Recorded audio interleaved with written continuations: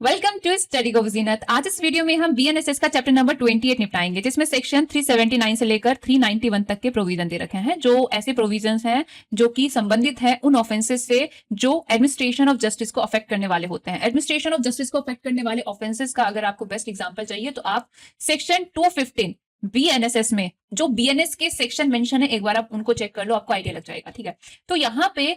अभी हम जो बात करेंगे सबसे पहले सेक्शन 379 की, तो उसके लिए आपने क्या देखना है, बीएनएसएस में सेक्शन 215 में सबसेक्शन 1 क्लोज भी जो दे रखा है वो पहले आपको वो अच्छे से पता होना चाहिए कि आखिर वो करता किस बारे में बात। तो यहाँ पे देखो क्या चीज है, जो भी मतलब सेक्शंस मेंशन है वो भी हम बाद में बताएंगे। पहले ये कहता है कि जो ऑफेंसेस बता रखे हैं वहां पे, वो ऑफेंसेस अगर किसी कोर्ट की प्रोसीडिंग के संबंध में किए गए हैं या उस कोर्ट में जो डॉक्यूमेंट प्रस्तुत किए गए हैं उनके संबंध में करे गए हैं, तो उन ऑफेंसेस का कोई भी कोर्ट तब तक कॉग्निजेंस नहीं लेगी जब तक कि जिस कोर्ट के संबंध में वो ऑफेंस हुए हैं वो ही कोर्ट राइटिंग में ऐसे ऑफेंस की कंप्लेन ना कर दे, या फिर उस कोर्ट ने अगर कोई ऑफिसर अपॉइंट किया हुआ है वो इस चीज की कंप्लेन ना कर दे, या फिर उसके जो सुपीरियर कोर्ट है वो इसकी राइटिंग में जब तक कंप्लेन ना कर दे। तो ये चीज आपने ध्यान रखनी है। ठीक है, तो आखिर कौन कौन से ऑफेंसेस जो यहाँ पे मेंशन है, तो सबसे पहले सेक्शन 215 में बता रखे हैं कोर्ट की प्रोसीडिंग के संबंध में जो किए जाते हैं कौन से ऑफेंस, सेक्शन 229 से लेकर 233 बीएनएस में, या फिर सेक्शन 236, या फिर सेक्शन 237, या फिर सेक्शन 242 से लेकर 248 तक, या फिर सेक्शन 267।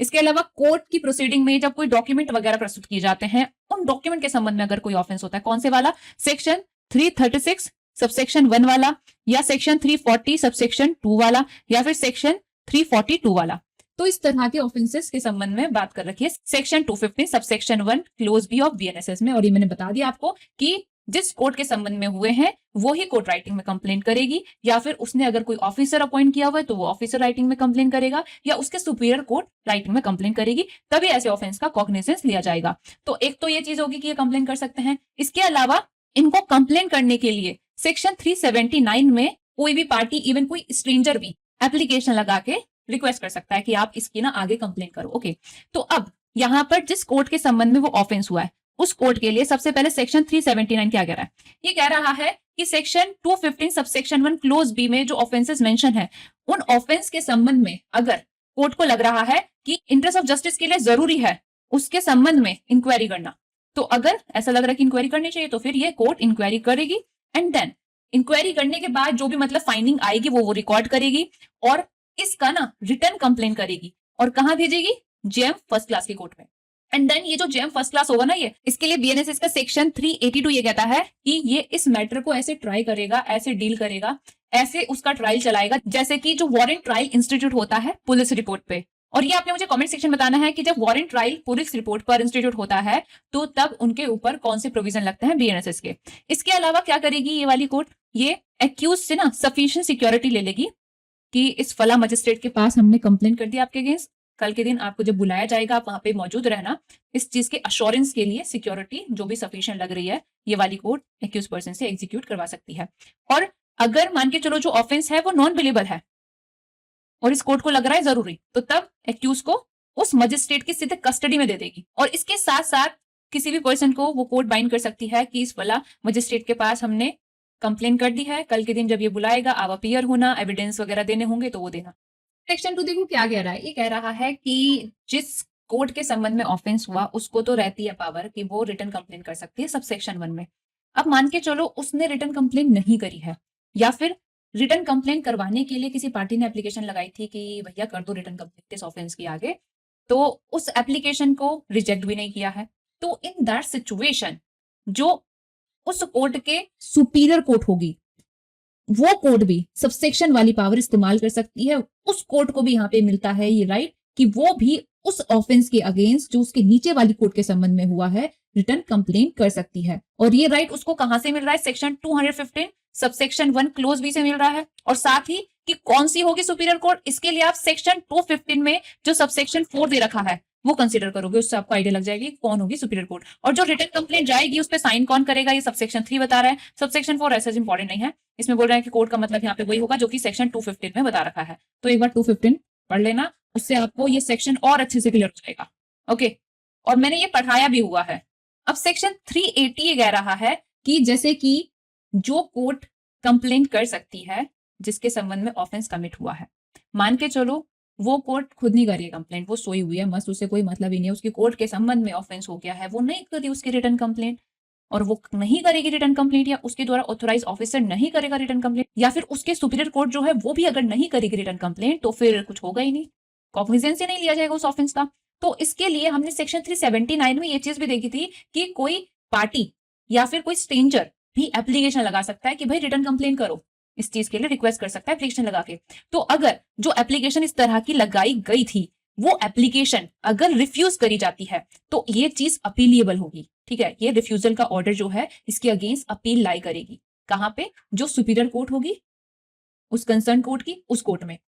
वहीं अगर मान के चलो कंप्लेंट कर दी जाती है तो जिस पर्सन के अगेंस्ट कंप्लेंट करी गई वो भी यहां पर कह रहे हैं कि ये चीज भी अपीलिएबल होगी, इसके अगेंस्ट भी अपील लाई करेगी। और सेक्शन 215 सबसेक्शन 4 के हिसाब से जो भी सुपीरियर कोर्ट रहेगी वहां पर जाएगी अपील। देन और फिर जब अपील कर दी गई है सुपीरियर कोर्ट में तो सुपीरियर कोर्ट क्या कर सकती है, तो यहाँ पे after giving notice to the party, superior court अगर अपील आई है किस चीज की, कि एप्लीकेशन रिजेक्ट कर दी थी इस चीज के अगेंस्ट, तो तब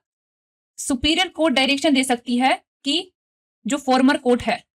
यानी जिसको रिटर्न कंप्लेन करनी चाहिए थी 379 में, उस कोर्ट को डायरेक्शन दे सकती है कि भाई करो रिटर्न कंप्लेन।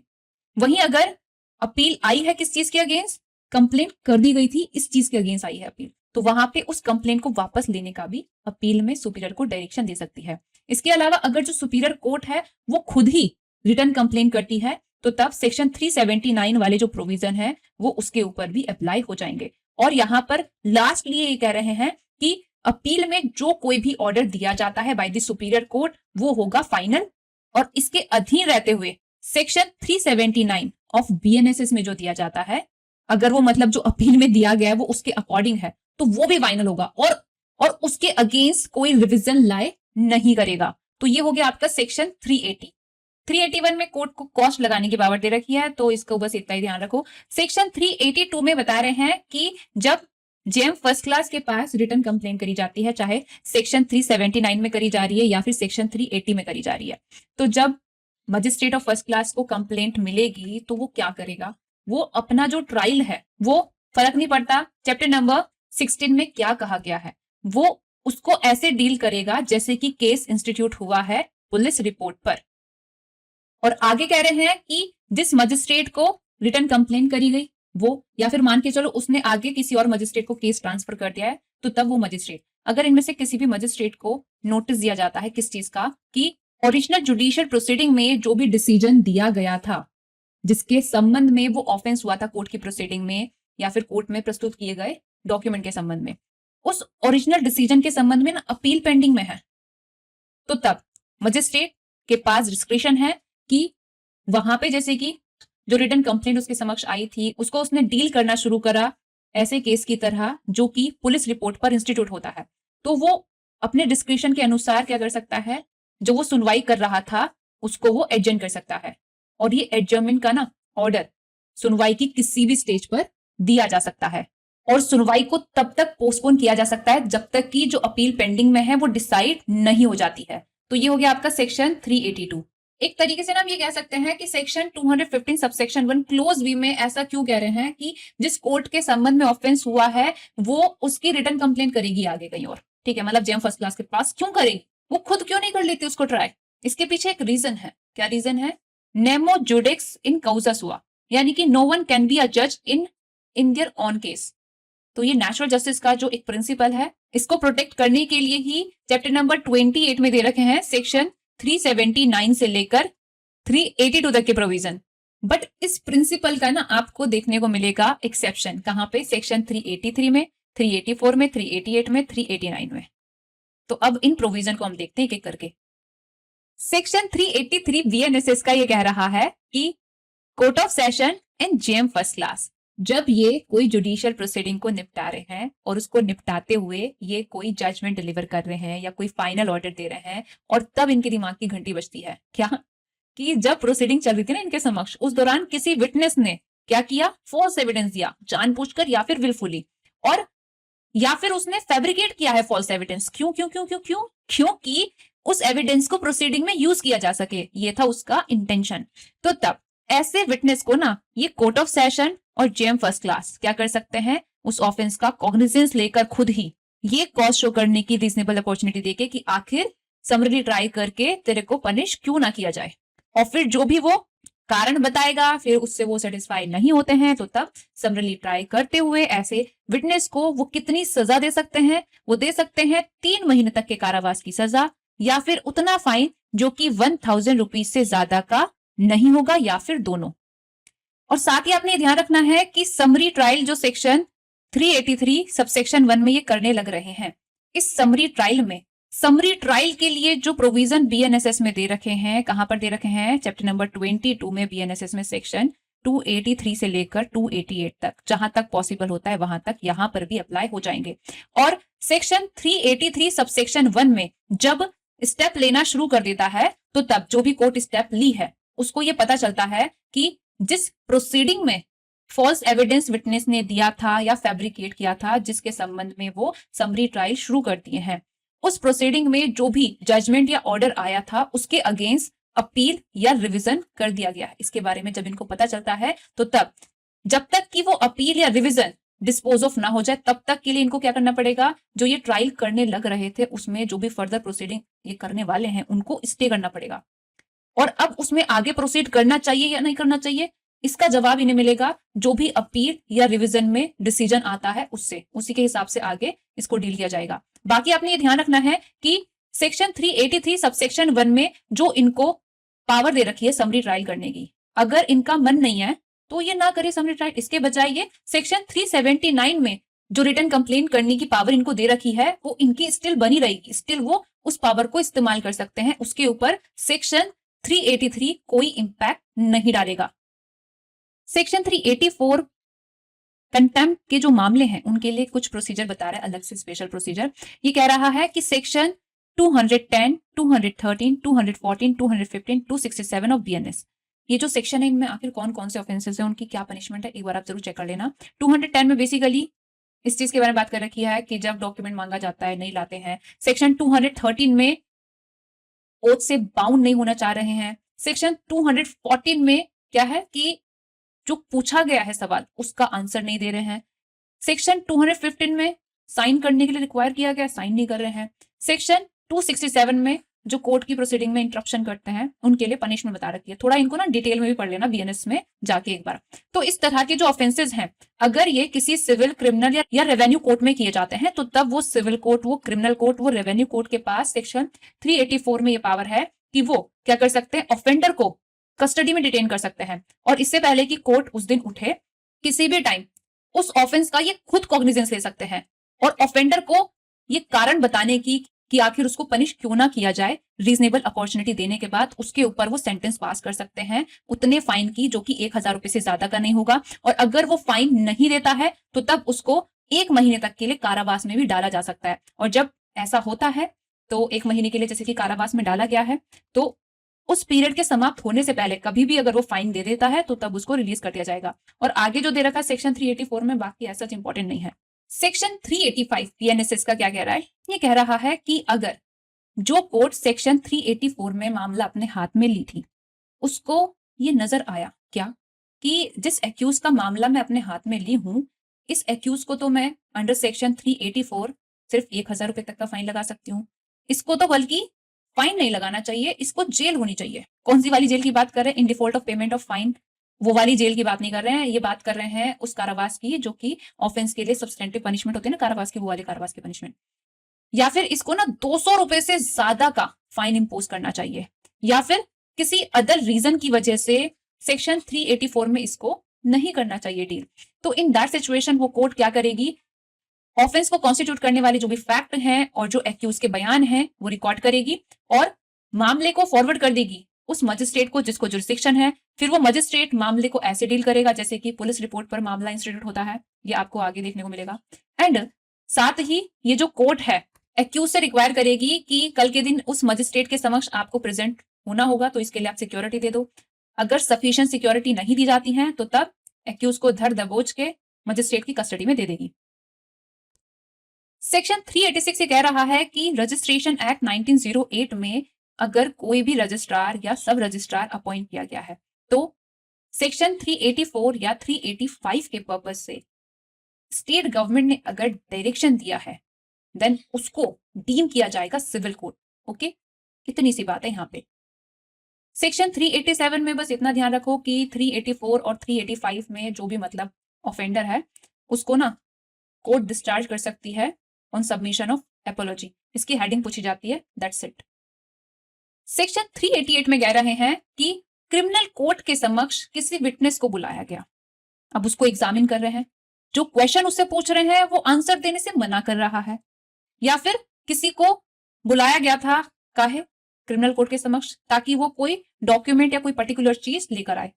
बट वो लेकर ही नहीं आता है, और वो विटनेस आखिर क्यों आंसर नहीं दे रहा, और वो व्यक्ति आखिर क्यों वो डॉक्यूमेंट या कोई पर्टिकुलर चीज जो मंगवाई गई है वो नहीं लेकर आ रहा। इसके लिए जब उसको पूछा गया रीजनेबल अपॉर्चुनिटी देके कि कारण बताओ, तो वो रीजनेबल एक्सक्यूज नहीं दे पाया। इन दैट सिचुएशन जो भी रीजंस रहे उनको राइटिंग में रिकॉर्ड करके कोर्ट क्या कर सकती है, ऐसे पर्सन को सेंटेंस दे सकती है सिंपल इंप्रिजमेंट की, या फिर कमिट कर सकती है to the custody of a court officer, warrant issue करके जिसपे साइन करेगा प्रिसाइडिंग मजिस्ट्रेट या फिर जज, और ये जो कस्टडी में कमिट किया जाएगा ये होगी मैक्सिमम 7 डेज की। लेकिन वहीं अगर वो पर्सन एग्जामिनेशन के लिए और जो क्वेश्चन पूछे जाएंगे उनका आंसर करने के लिए तैयार हो जाता है, या जो डॉक्यूमेंट या चीज मंगवाई गई थी उनको प्रस्तुत करने के लिए तैयार हो जाता है, तो तब उसको रिलीज कर दिया जाएगा। और अगर नहीं होता स्टिल तैयार, तो तब उसको सेक्शन 384 या 385 इन दोनों में से जो भी सुटेबल है उसमें उसको डील करेंगे।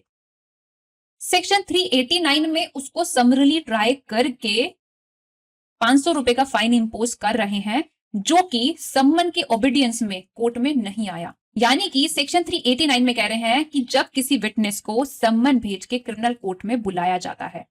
एंड वो लीगली बाउंड होता है, जो टाइम बोला गया उस टाइम पर जो जगह बताई गई उस जगह अपीयर होने के लिए, बट वो बिना जस्ट कॉज के आता ही नहीं है,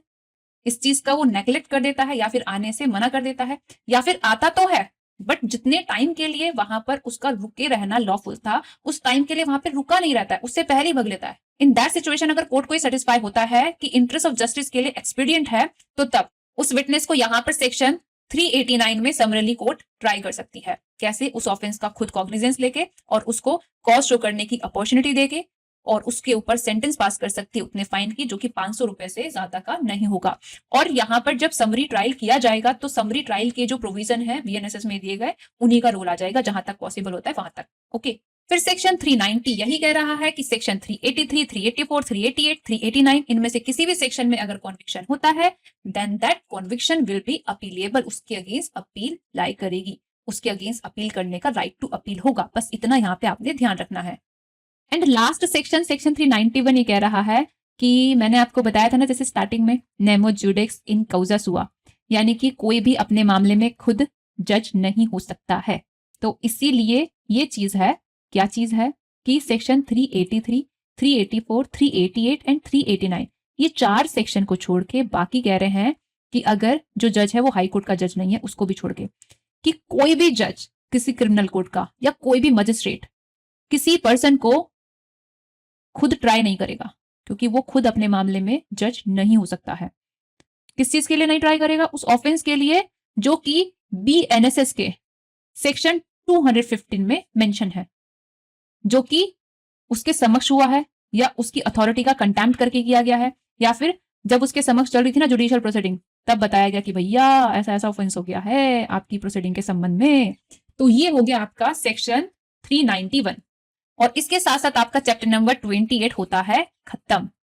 सो गाइस, आज के लिए बस इतना ही रखते हैं। अगर आपको ये वीडियो अच्छा लगा है तो लाइक करना और चैनल को सब्सक्राइब करना, और जैसे आप रील शेयर करते रहते हो ना अपने दोस्तों को, उनके बजाय ये काम की वीडियो भी शेयर कर लिया करो ताकि वो भी पढ़ ले, उनका भी कुछ भला हो जाए। और हाँ, अगर आपको मेरे किसी भी सब्जेक्ट के नोट्स चाहिए उनको बाय करने के लिए आप मुझे कांटेक्ट कर सकते हैं मेरे व्हाट्सएप नंबर पर जो कि आपको स्क्रीन पर दिख रहा है। और मेरा टेलीग्राम चैनल है स्टडी गो विद जीनत के नाम से, उसको भी ज्वाइन कर लेना। वहां पर मैं काफी सारी चीजों की अपडेट आप लोगों को प्रोवाइड करती रहती हूँ। So thank you for watching my video. मिलते हैं नेक्स्ट वीडियो में, तब तक के लिए टाटा एंड गुड बाय।